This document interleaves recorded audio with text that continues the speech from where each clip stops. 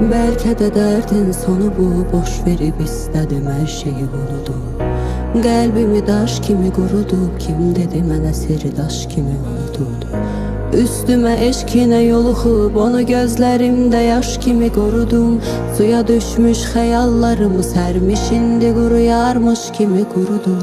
Gedə bilsəm kar səni unudub, sevir o yağışda güneş necə buludur. Ürəyə yaş kimi vurulub, qəlb sərxoş çaş baş necə yorulub. Seni yanlış tanıdım niye, qəlb unudarmış yandım niye. Gözlerimde yaş yine doluxub, unudar mı görən eşkime yoluxub. Ya sen ya ben, ikimizden biri geçsin biri kalsın ne olar. Ya sen ya ben, birimiz unudar biri alışıp yansın ne olar. Yazan da mən, cevap verme, gözüme görünüp əzab verme. Ya sen ya ben, öldürüp özümü asam ya ben. Bizden biri ya sen ya ben, ikimizden biri geçsin biri kalsın ne olar. Ya sen ya ben, birimiz unudar biri alışıp yansın ne olar. Yazan da mən, cevap verme, gözüme görünüp əzab verme. Ya sen ya ben, öldürüp özümü asım mı mən? Elə get ki qayda biləsən, geri dönəcəksən qarış qarış. Elə gedib elə gələsən, üzün olsun köhnə tanış.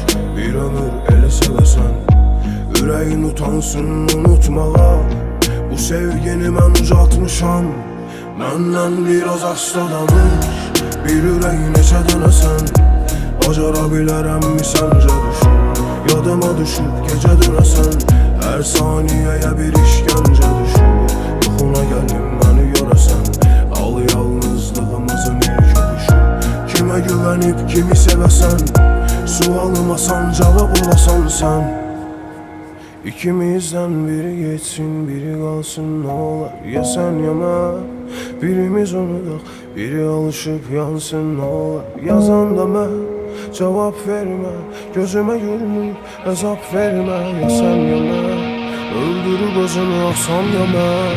Bizden biri Ya sen ya ben, ikimizden biri geçsin biri kalsın ne olar. Ya sen ya ben, birimiz unudar biri alışıp yansın ne olar. Yazan da mən, cevap verme, gözüme görünüp hesap verme. Ya sen ya ben, öldürüp özümü asım mı mən?